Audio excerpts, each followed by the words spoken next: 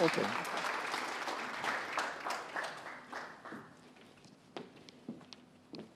Hi, everybody. Welcome, and thank you for being here. It's such a wonderful turnout, and we appreciate that. So my important guest here is Jack Kubota, and you're going to hear from him for the remainder of the program. But what I'd like to do for just a couple of minutes is to give you just a little bit of a sense of context for the information that you're going to get about the Japanese-American experience here in San Diego and in Imperial counties. So I've got just a very, very short slideshow that I want to use to give you that context.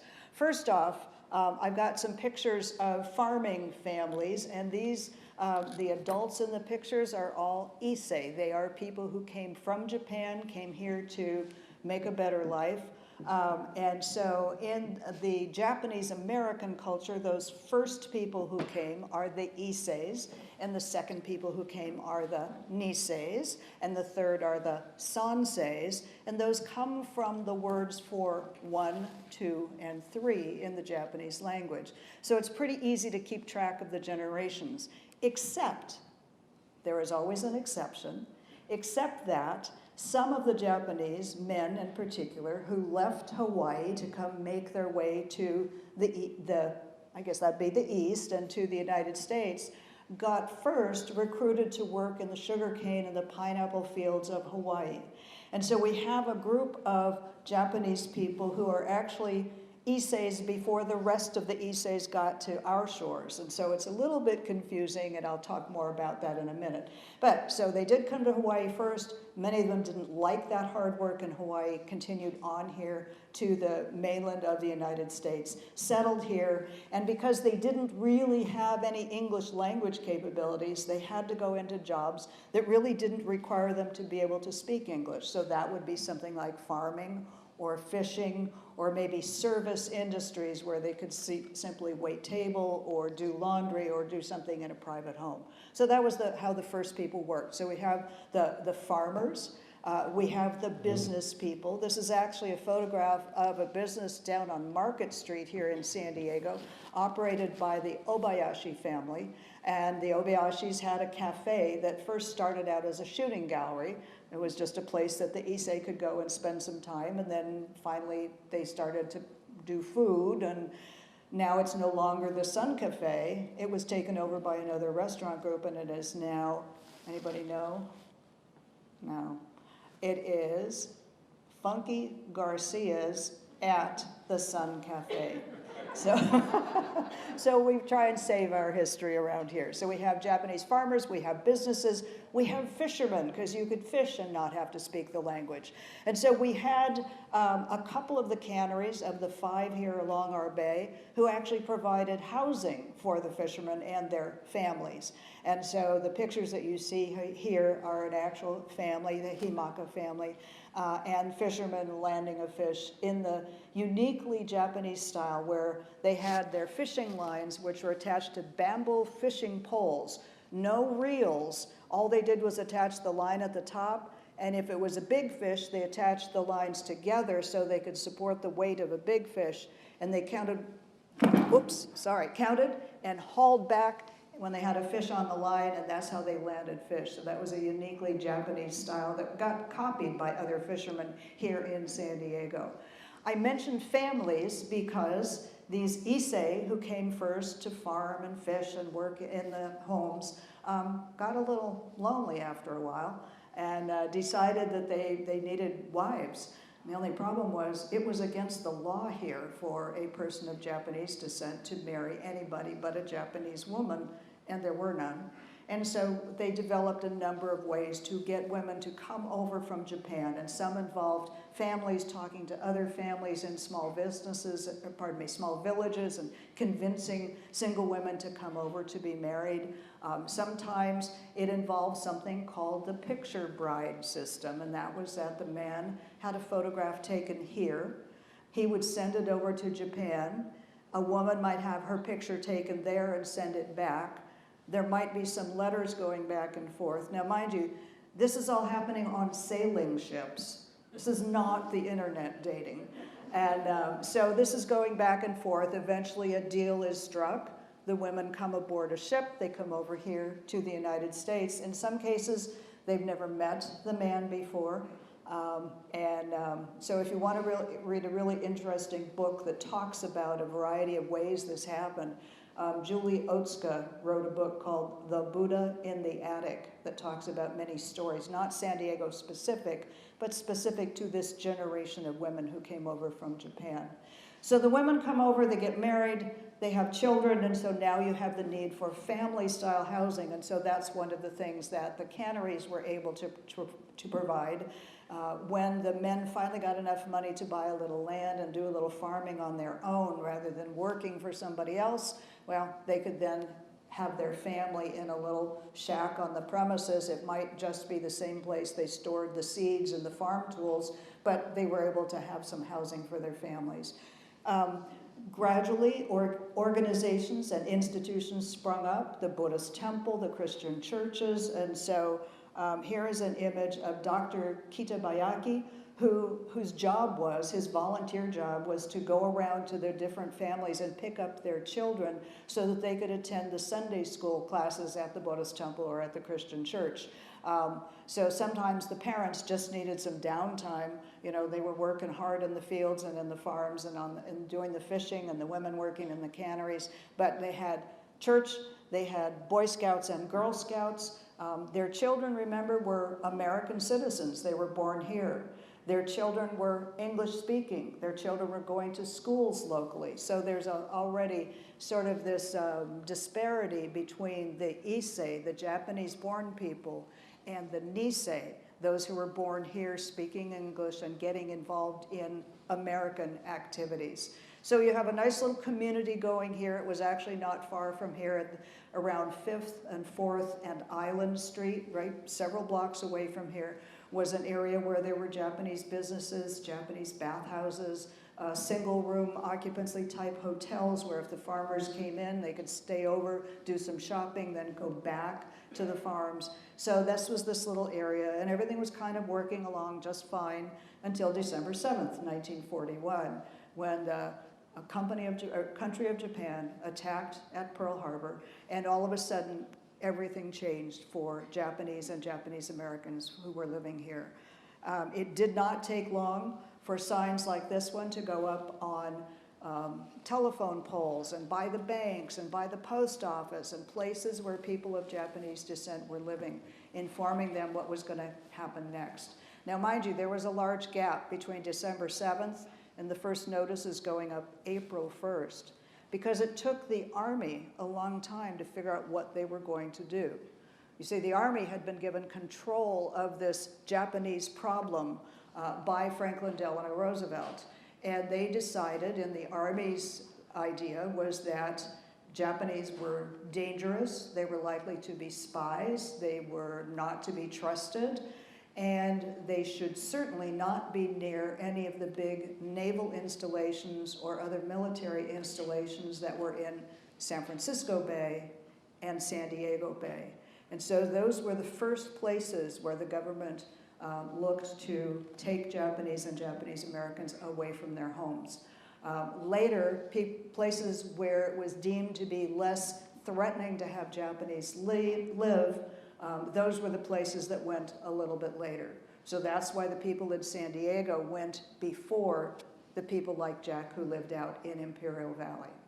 So the signs go up on the telephone poles. People are one way or another taken into what today we are calling incarceration camps.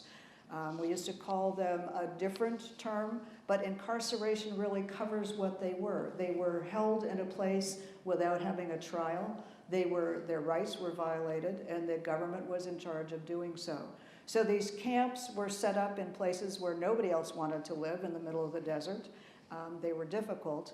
And the difference between San Diego people and Imperial Valley people, the timing, was that the San Diego people had to first go to the Santa Anita racetrack as temporary housing, because that camp they were going to go to out in Poston or Parker, Arizona, wasn't ready yet.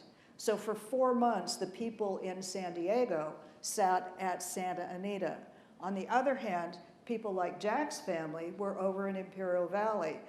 they weren't deemed a threat, so they were allowed to stay in place until the camp was ready for them. So they went straight from their home straight into Poston. So the timing is a little off between those two groups, but they were going to the same place. It was built the same, it had the same amenities or lack of amenities. It was run by the same governing body, so they were the same places. They were just different parts of the same camp, which eventually held about 18,000 people. Well, they stayed in the camps. This is what it looked like from the air. I've also got a diagram that was drawn by one of the internees that was held there. But they stayed there for a variety of time, but had to leave by the end of 1945. The people who were really running the camps, aside from the government workers, were the young men and women, the second generation, the Nisei, the people who were almost ready to graduate college. A very few had graduated college. They were English speakers. They understood what the government was doing and why it was wrong. And they did things to help the people in the camps, such as establishing things like places where they could shop, recreation centers where they could do things. They made sure there were libraries. They got the Boy Scouts and the Girl Scouts to have have troops in the camps. They had the churches to be set up so people, especially the older people, could continue to worship. So there was a lot that this Nisei generation was able to do. And this image that you see taken in front of one of the barracks where they lived at Poston, this is comprised of all American citizens who were held in this camp from between 1942 and 45. Finally, they were returned, and they, in some cases, came back to San Diego. Not everybody wanted to come back. They were a little concerned about how people would accept them. The people who came out of Imperial Valley also were concerned about going back, but for different reasons. It had been very hard to be part of the agricultural community out there without much water. Things had changed during the course of the war, and they weren't sure that they would be able to go back and work in the same manner that they could. So many of them never did return to the Imperial Valley in the numbers that they were before the war. So Frontier Housing over where the sports arena building is today on Midway Street, that is kind of where this Frontier Housing was located, where many people of Japanese descent, if they came back to San Diego, lived here. The Nisei generation started engaging in life just like everybody else did. And I picked this picture of a bowling team because that was a big sport in the 50s and 60s and 70s. And so that was a big sport in the Japanese American community as well. So Japanese Americans are just like everybody else. They're playing golf. We got a golfer here. And they're playing softball and baseball. They are American citizens being Americans. I like this image because this is an image of some of our founders of our Japanese American Historical Society. This is in one of our earlier versions of our archives. But just remember, they were either kids, maybe not yet born in some cases, but they were born in the camps. And these are all people who had the foresight and the good grace to remember what had happened and be sure that nobody else ever forgot what had happened as well. So these were the founders of our Japanese American Historical Society. So that's a little bit of the background of who we are, why we're here, what the history is of people in San Diego and Imperial counties. But now I'm going to do what you've all been waiting for, because I'm going to move to the chair, and Jack and I are going to go through a little exercise that we do talking about what his personal experience was with his family out in Imperial Valley. So give me a minute to get everything set up here. Turn this off. Take this with me.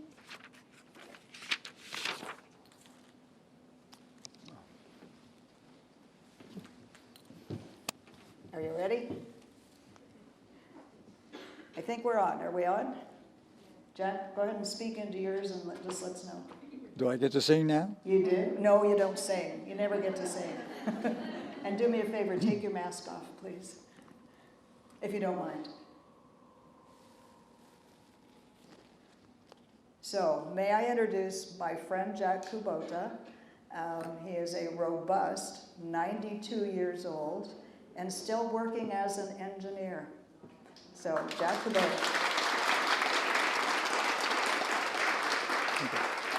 So here we go. Tell me a little bit about your family, where you were born and where you grew up. Okay, good afternoon, folks. With her great leadership, you find this country boy from El Centro here, and thank you, folks, for coming aboard. On my part, I consider it an honor to have people like you want to hear what a country boy is all about. So, yeah, I was born in Pasadena, California in 1929, and one of 6 siblings of Mr. and Mrs. Yukichi Kubota. And when I was 6 months old, the family moved to El Centro, California. My dad, by that time, was in the trucking business, and his clientele was the Japanese immigrant truck farmers. And he hauled produce from El Centro to the Los Angeles market. We lived there until the Army came along, but in 1942. But my oldest sister, my second oldest sister, and my 4th oldest sister were all graduates of Central High in El Centro. My brother was in the freshman year there, and I was in the middle school, what they called the middle school then, 8th grade. I had one more sister, but she was disabled and with excuse me, with physical handicaps, so she was unable to go to school. And so as far as getting up to the time when the Army came around in May of 1942, we're just a country boy and living in Imperial Valley, and it was interesting that there are folks here that were kind enough to come aboard, and their families that we went to school. My brother went to school with, and so that was very neat. Great, that's good. Well, how did you hear about Pearl Harbor? What had happened at Pearl Harbor, the attack? Oh, okay. Well, on Sunday, I think it was by the time, it's whatever, 2 or 3 hours, it was about 9 or 10 o'clock when the news came to Pacific Standard Time. My mother got a phone call, my mother and father did, from one of their friends, East Bay friends, and that the men were being picked up all over Imperial Valley. And so the fact that my dad was in the trucking business, he was heavily involved in the Japanese Community Association in Imperial Valley. And so because he was on that, what I call the FBI roster, my mother decided she'd better pack a bag for my dad. And strangely enough, I remember is that Mom put the long johns and things, winter cold weather gear in there, because apparently through the grapevine, they said, well, they don't know where they're going to ship them, and it turned out that because my his business was shrinking very heavily during the middle of the Depression, he quit his activities and so. By 5 o'clock that night, my dad was still there, and then one of his friends in the community, a Caucasian friend, came to check to see if my dad was still around. And so, but that was a scare for my mom, because she said, okay, it would be what they call sayonara time. So, yeah, so that's Pearl Harbor, it's just, as far as, for myself, I said, what's that all about? It didn't register to me at all. Did your family talk about things at home? Did your dad and mom speak English? My dad was fluent in English, reading and writing, and my mother, I think, understood it, but she never spoke it at all. In fact, she lived till she was 84 years old. She was, but she I don't know how she communicated with our children, but they seemed to get along. Did they tell you about Pearl Harbor and what was going on? And You know, I don't have any recollection of any very much conversation in that dimension. And you know, and at least in our family, the amount of conversation that you have, you know,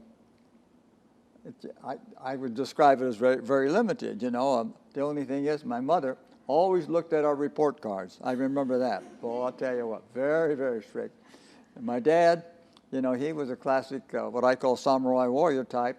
All he ever did was bark at us, give us orders, and if we didn't have them taken care of by that night, you know, we'd get double orders and then following morning. So he was very much of a disciplinarian. what happened when you went to school that next morning, that Monday morning after Pearl Harbor? Zero. No. It's striking, you know what I mean? And if anything, you know, everybody was waving a flag and says, well, we got to win a war, something like that. Mm-hmm. And I remember everybody put on their notebooks a V for victory. I just thought about that, and you know that? I was thinking about that. Yeah. Everybody, you too? Yeah, oh yeah, I put that on my book, you know what I mean? You know, I want to be part of the gang, you know, so. Okay. So these notices go up after some time in May, finally. The notices go up. Did your family talk about it then? Well, and the main thing that I remember is that we're going to be leaving town, and we started liquidating our assets, and what I call, in modern terms, huge garage sale, where we put them.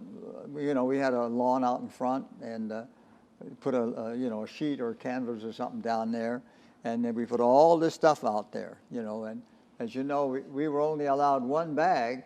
So all of our clothing, everything, and there was an oscillating fan. You know, Imperial Valley is a nice climate place, and you know, I think it sold for 50 cents, so by that time, then, you know, just about everything that we had in our home had to be gone.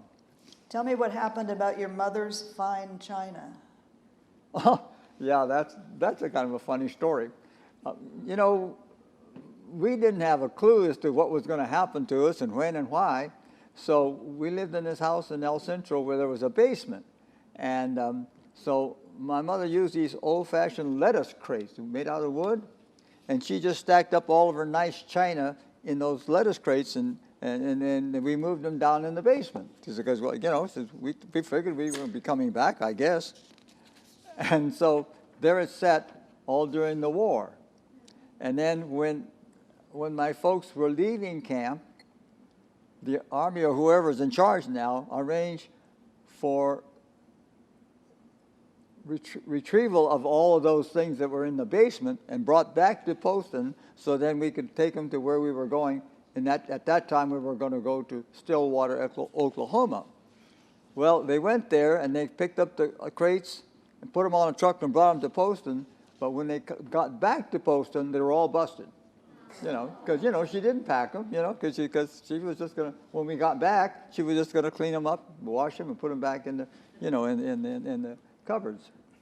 Now, I kind of smile over that. Okay, tell me about the day that you were packed up and you're ready to go. Who came or where did you go? Somebody pick you up? But yeah, well, the Army came in their trucks.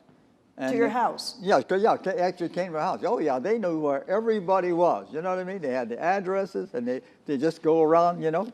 And if you think about it, I find it fascinating. What, the 1,500 of us? They knew everybody and how many would be there. And, you know, they better find them, put them in the truck. And in our case, in El Centro, the assembly center was the Buddhist church. And, of course, there were two of them. And the other was in the city of Brawley, which is the two main cities in Imperial Valley is El Centro and Brawley. And then they went, so the caravan of buses would, you know, go, you know, from El Centro to Poston and from Brawley to Poston. That's about 250 miles. Tell me about a special thing your dad did for your mom. Packed something for her. Oh, yeah.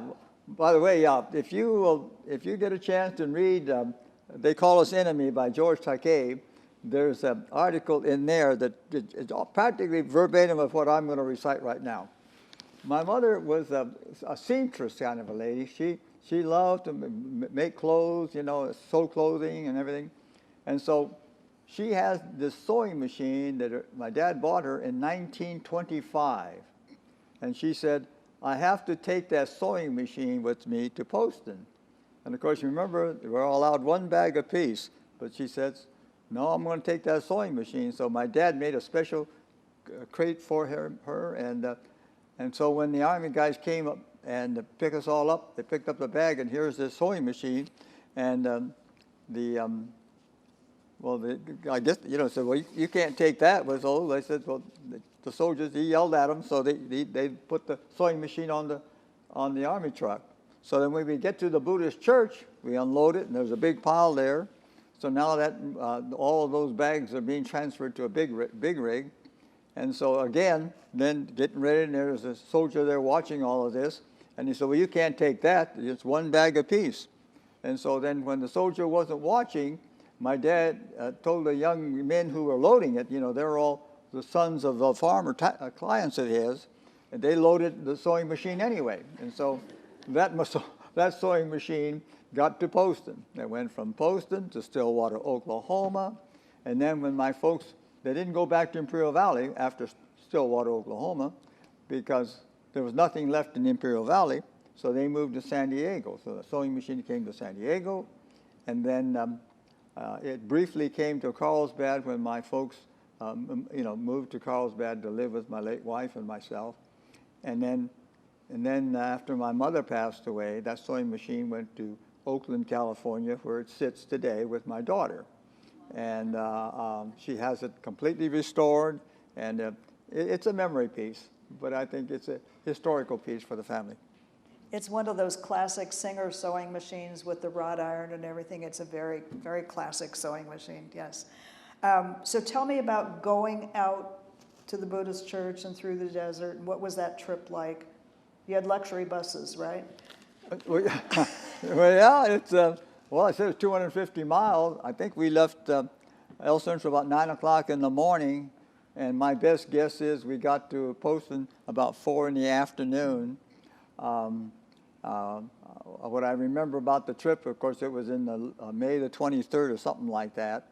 May the 21st, I think. And so the temperature, I imagine, was about 105, 110, somewhere in that neck of the woods. And so we stopped in Indio. I don't know if you know that territory. And then from Indio, we went to Desert Center, and then we went up to Parker, and then on to Poston. So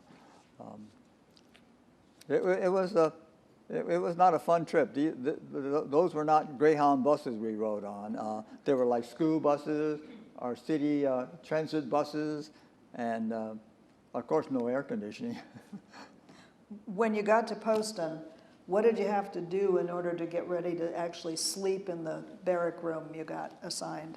Well, yeah, Poston, when we got there, it was not the Colorado River Hilton at all. All they had was little wire mesh bed cot, kind of like cots, and then they had white sacks on top, and those white sacks were for a mattress that you would build on your own because there were bales of hay out on the street in front of the barracks. And so you stuffed, you made your mattresses, and at night you got to sleep, in luxury. In fact, but funny thing about that day that we went from El Centro to Poston is, I don't remember what we had for lunch or what we had for dinner. I don't know why I would think that's important, but anyway, I've often wondered. And your sister didn't do real well.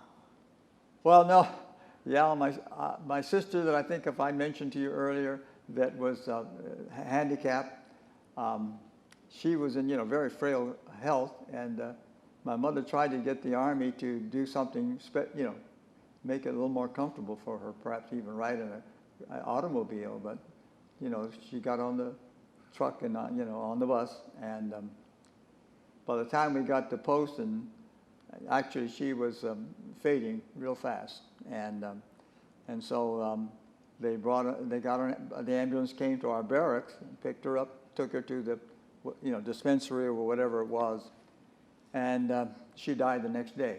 And she was they say that she was the second person to die in the camp after it was opened. And so, yeah, that was a heavy day for the family. And so my mother insisted that she wanted her remains. She wanted to have her cremated. So she got the ashes, and she kept the ashes in our barracks for the duration of the time, and in fact I try to kind of summarize life as in the sense that the whole circle, the fact that mom and dad and 1, 2, 3, 4, 5 siblings. My one sister. Well, wait a minute, no.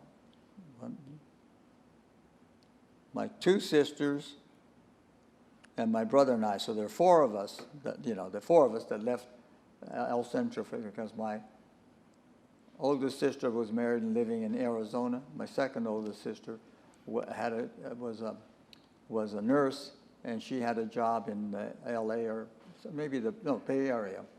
So anyway, of the 4 of us, we left El Centro. Yeah, mom and dad and the 4 of us. My brother and I. And then when it was all over, my mother and dad came back to San Diego with their sewing machine and my sister's ashes. And by then, my brother was in the Army. No, he was going in the Army. And I was in Colorado Springs getting ready to go. And then that spring I went and joined the Navy. So it's any kind of a circle of one's life. Yeah. And of course, my mom and dad, they rest peacefully in San Diego, right here at Mount Hope Cemetery, and with my sister as well. So, think about your life, okay? But, just be cheerful. Just be cheerful because, there are better days ahead. And I promise I won't sing you a song, okay? Tell me a little bit about your dad and your mom both got jobs in camp, right? Yep. What'd they do? Well, classic, my dad got a job as a cook, and my mother got a job as a waitress. Yeah. Isn't that romantic? Did they get paid? Yep. As I remember it, if you had a kind of a regular job, you got $16 a month. If you had a high-paying job, like my sister that was a nurse, she got paid $19 a month. And then if you were a peasant type, like kids and everything, you got $13 or $12 a month. And you actually went to work in the camp also, didn't you? Yes, ma'am. Yes, my sophomore year, I was in the camp for 3 summers. So first summer, I just didn't know where we were. But the second summer, I became a plumber's apprentice. And then on the 3rd summer, I got a job working for a construction crew. And, on the cement mixer with wheelbarrows and everything. And then I graduated to becoming a truck driver. And because I learned how to drive when I was 12 years old. So I was, I wasn't bad. I mean, we didn't, no wrecks. Now, most kids at this age are going to be in school. How come you weren't? Well, because I was considered excuse my French, just a badass kid, you know what I mean? A juvenile, 13, 14, and then all of a sudden, my brother left after the first year, so then my big brother, he was my big brother. I mean, my life depended on him, but he left, and so, yeah, I was not very motivated, and so it just seemed to wander around there. In fact, that's why I left the camp, because my mother sensed that I was going down the toilet fast, and so she arranged with my oldest sisters to leave the camp and move to Colorado Springs, where they lived. And did school get any better there? Well, folks, everybody has life experiences. I want to share this part of to you because I think it's kind of important if you have family and friends and younger families. And remember I told you that in Poston, you know, I'm now there as a freshman and sophomore. You know, education was not prime time, you know, and, you know, if we didn't like this classroom environment, we'd just climb out the window and take off, you know. And so with all that kind of stuff going on, education was not very heavy. I got to Colorado Springs. Now I'm a junior and don't know anybody, you know. I speak the language, so that's good. I met an algebra teacher, a chemistry teacher, and a physics teacher. And each of those teachers, I guess they saw something in this old dog that might be worth working on. And so they taught me algebra, chemistry, and physics. And because of that initiative on their part to save their soul, those are the grades that got me to UC Berkeley, where I could earn a degree in civil engineering. And in fact, if you want to know how good that is, there's a lady out here, Charlene Dennis, who is a golden bear, okay, and the likes of that she is an outstanding engineer. So I wish I was as good an engineer as she. But you know, so anyway, how lucky can you get? How lucky can you get? And so, but here I am Saturday afternoon. If I wasn't here right now, you know what I'd be doing? I'd be gardening, okay? Because that's what I do to earn my keep with my bride. There you go. All right, well, let's talk a little bit about your mom and dad. They stayed on in Poston for a while. Yes, they stayed until the camp was, you know, actually no. They stayed until August of 1945. And then I think the camp closed like in November of 45.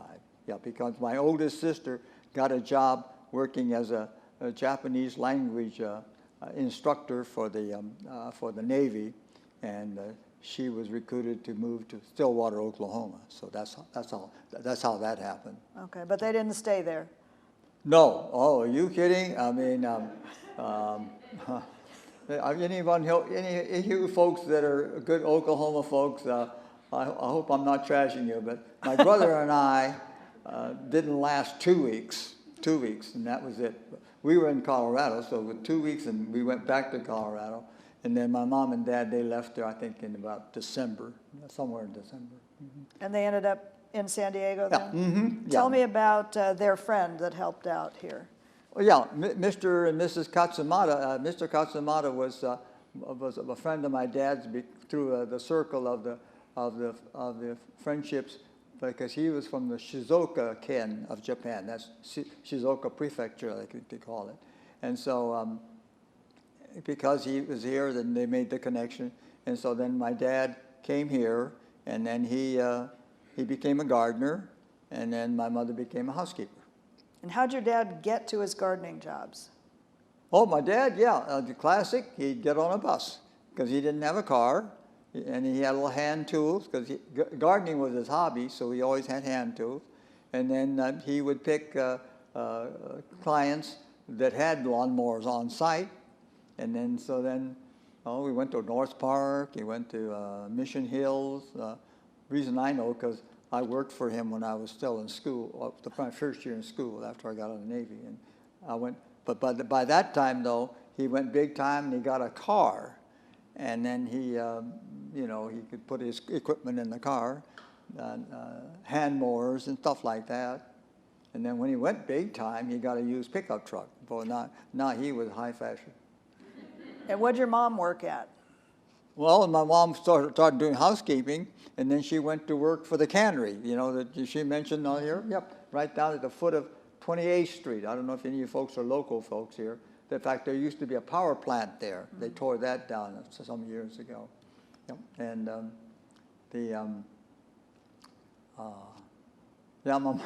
I used to go pick up my mom, and because of the way they cooked the fish and everything, the fumes and the air, And then when she got in the car, boy, you know where she came from, you know.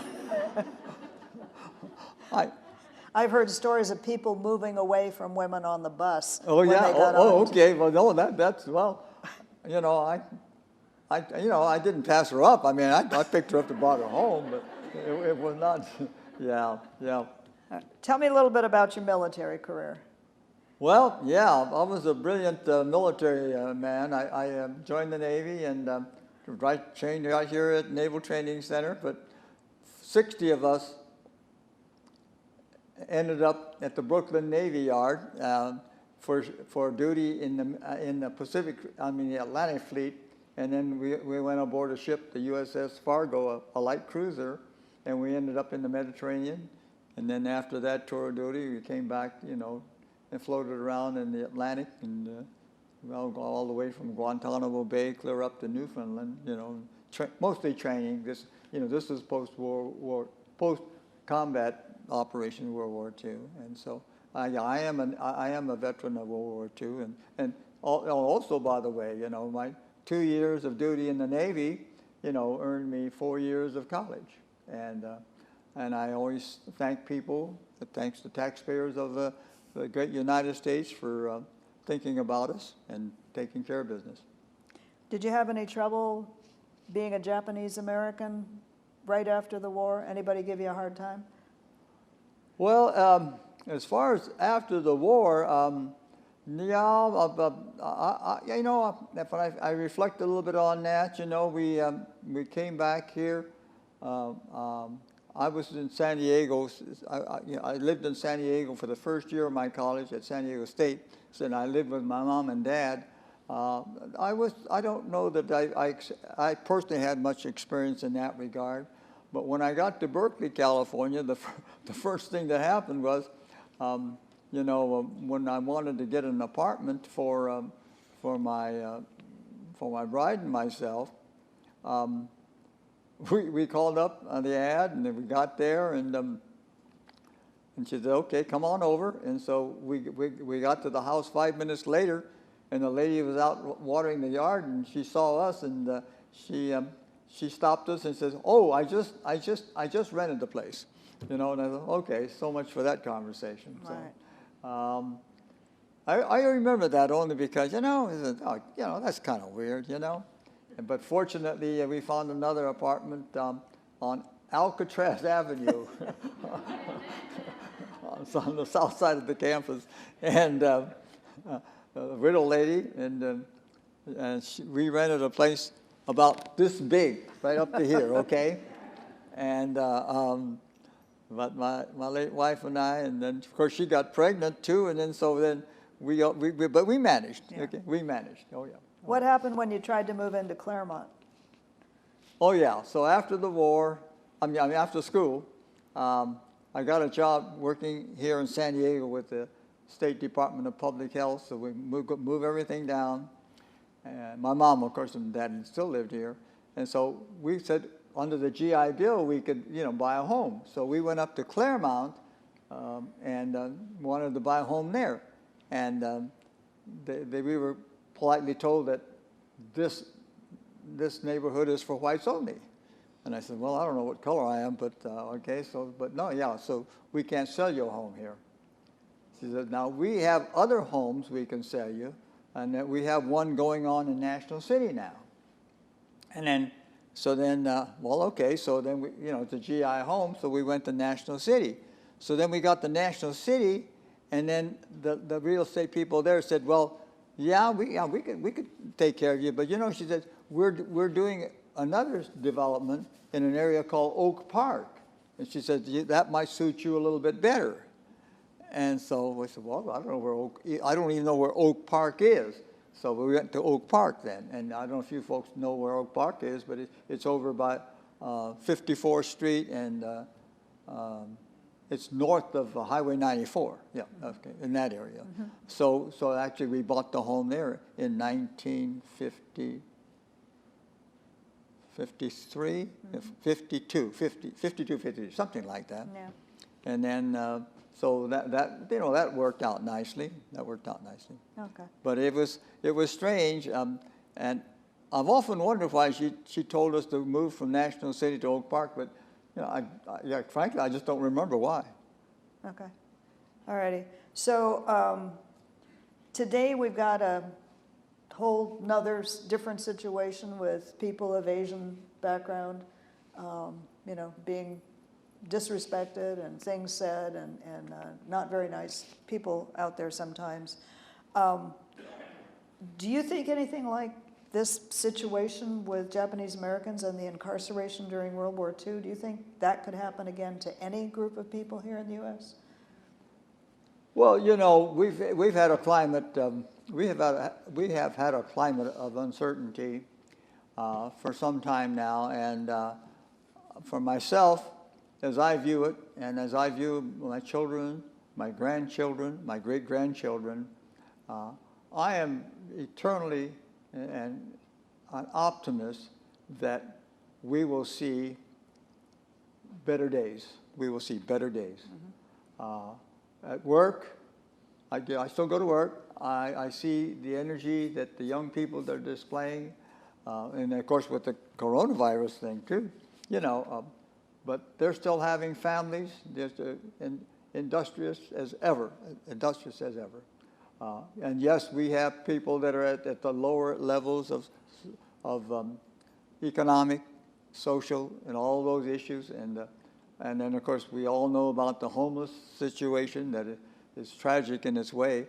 But, I'm a Depression kid, and I come from an era where many of the young children, they didn't come to school.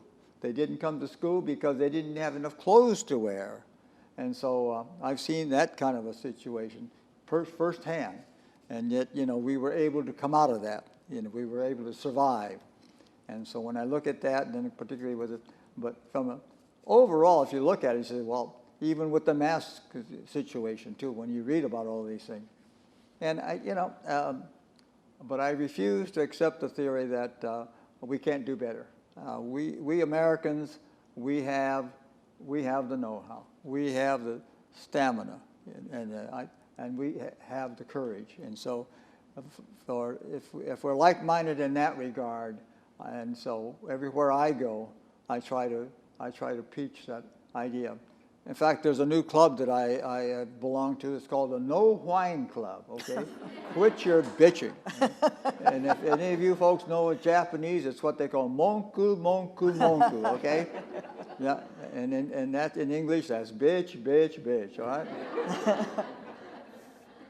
All right, well, on that happy note, let's thank Jack for his contributions.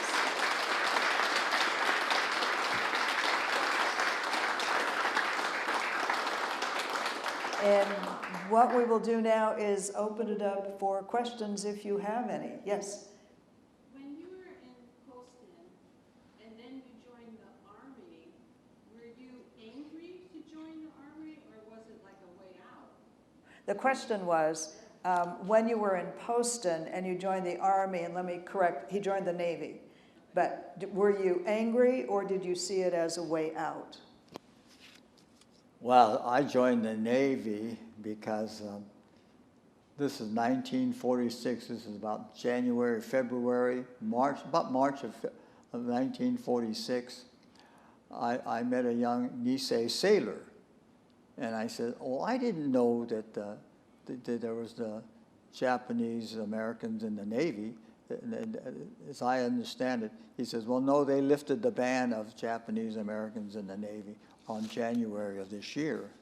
So, and I says, "Well, so then what happens, is it good duty?" And he said, "Oh, yeah." And he said, "You can go to school and you know what I mean, and all that with the GI Bill." So I was, of course, at that point, I was still 16 years old. And so then I had an older sister that contacted my mom and dad in the camp, and they got their permission. You had to, if you're only 17, you have to get parental permission. So that's how that happened. So no, in that context, I'd already left the camp. So I was pretty much in the mood to move on with my life. Now, By the way, you know, I think I mentioned that we were going to move to Stillwater, Oklahoma, still in high school, okay? And the reason for that was I found out from my big brother that I said, how come we did all that? And he said, we were in Colorado, we were having a good time. And he said, well, we got the instructions. And turned out it was from an older sister of ours who bossed us around. So, you know, you just pack up and go. Wow. Okay. Any other questions? Way in the back, sir. No, I mean, you were born an American citizen. You've been an American citizen for 92 years, but certainly during this period, your rights were violated, and the promises made to you as an American citizen were not kept. And I wonder, when you reflect now, what does it mean to you to be an American citizen today? So to summarize, you were born an American citizen, and you have lived your life as an American citizen, and promises were inherent in you being an American citizen that maybe were not kept. How do you feel about that today? For myself, I look upon it as part of what goes on in your life, any more than somebody born in the Depression era, standing in soup lines. You know what I mean? Where are you and what's going on? Okay, do you have what I call the guts? Or, you know, do you have what's inside of you to get through it and get going? I've watched, you know, I've watched the parade for, you know, enough years now that. And maybe it's part of the spirit of my mother, of all the travails that she suffered, you know, that she never backed down. My mother cooked the Thanksgiving dinner for our family 1 week before she checked out, okay? 1 week before we checked out. We noticed the quality was really down. We noticed it, but, you know, maybe, but. Jack. Well, now that's what you call monku, monku, monku. If you don't learn anything else, you'll learn some Japanese from this old guy. Right? Okay. Somebody over here have a question? Yes. Hi, I have a question about your older siblings. Is it because, were they living in Arizona? Is that why they weren't sent to a camp, or were they sent to a different camp? The question is, your oldest sibling, why weren't they sent to a camp? They were living in Arizona, or were they sent to a camp, or did they go to a different camp? Oh, no. Ultimately, she came to camp. She came to Camp 2 because she's from Arizona, yeah. But we Imperial Valley people were Camp 1. So, and if I could add some clarification, the government had established a zone. There's a hard line, and if you lived to the west of that line, you were going to camp. And if you lived to the east of the line, you did not have to go to camp. And so there were people of Japanese descent in cities like Chicago and New York and working in the South who did not go into camp at all. And if you think they had it easier than the ones in camp, in some ways they did, they got to stay in their homes, but think about the public opinion and the radios and the newspapers screaming Jap this and Jap that in a very, a very negative situation which they found themselves. So yeah, there were people who were here living on the economy, trying to work their jobs, while their relatives may have been held in camps on the West Coast. Yes, sir. Two questions. One, sir, what outfit was your dad in the Army? You said he was in the Army during World War II? His dad was not in the Army. He was in the Navy. No, I thought he said his dad was in the Army. Your dad was not in the Army during World War II, was he? Oh, no. Brother. Was My your brother. brother? Mhm. His brother. What outfit was he in? What outfit was he in? And was he in one of the 442 or? Oh, no. No, Was he in the Nisei no. regiment? He wasn't in the Nisei regiments. Your older brother. Oh, no, sir. No, sir. When he joined, it was in 1945, and by then combat operations had ceased. So he became an Army engineer in the engineering department. The second, this is more for you, ma'am. Yes. What influence do you think Hearst had, William Randolph Hearst had in whipping up the anti-Japanese feelings in World War II? You know what? I appreciate your question. The question was, what result, what effect did William Randolph Hearst had in whipping up the situation with the Japanese? That's really kind of outside of the scope of our talk today. There's plenty written about it, so I would just direct you to other sources that have already commented on it, okay? Thank you. Any other questions? Yes, ma'am. That sewing machine, That's- did your mother get to use it when she was in the camp? How did she get supplies? Did your mother get to use her sewing machine in the camp, and how did she get supplies? Yes, she did use it, and in the camp, the Sears Roebuck catalog, that was the source of a lot of things. In fact, we bought galvanized pipes so we could pipe water to our end of the barracks, and it all came from the Sears catalog. And just a comment on that, the Montgomery Ward catalog Oh, as yeah, well that's was right. accessible. Both those companies would deliver to the camps. Yeah. Anybody else?